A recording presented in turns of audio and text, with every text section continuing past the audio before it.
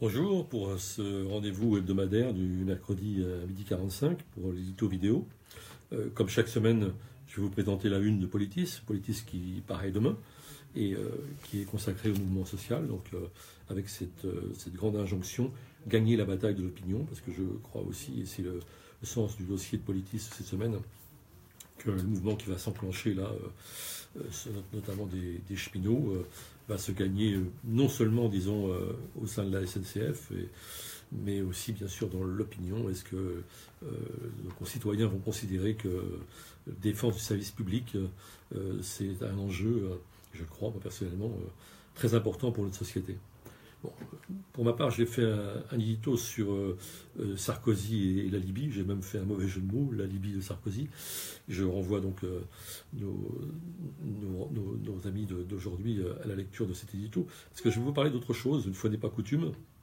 C'est un peu un cri d'indignation, parce que j'ai appris, comme tout le monde, que le président du CRIF avait décidé d'interdire à Mélenchon et à la France Insoumise d'être présents à la Marche Blanche qui a lieu ce mercredi soir, après l'épouvantable assassinat de Mireille Knoll, cette femme de 85 ans qui avait échappé à la rafle du Veldiv et qui a été assassinée chez elle, très probablement dans un crime antisémite, même si on n'a pas encore tout à fait arrêté les responsables, mais ça semble assez évident.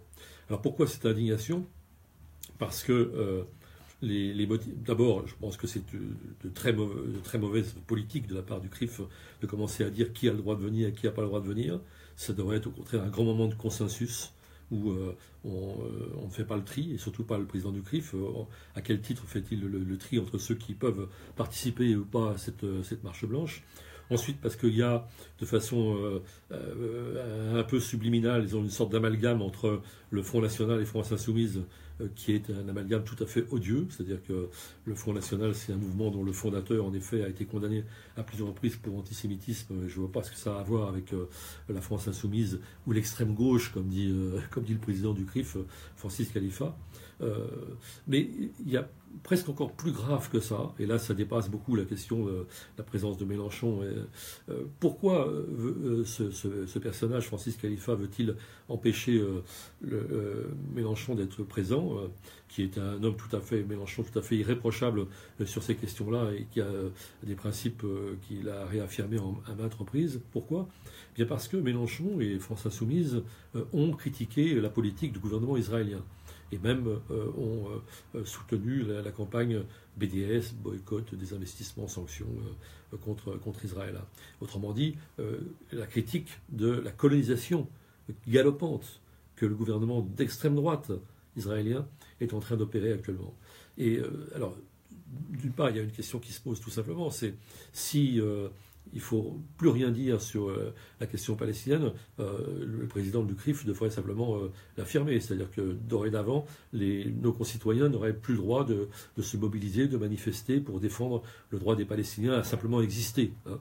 Au moins que les choses soient dites.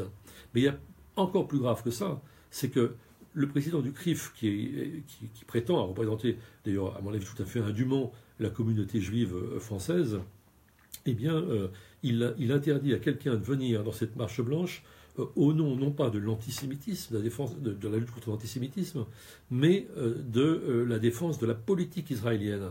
Et là, on a exactement ce qui, à mon avis, produit l'antisémitisme dans un certain nombre de nos banlieues, c'est-à-dire l'identification de cette politique israélienne qui est ignoble, qui est raciste, qui est coloniale, l'identification de cette politique à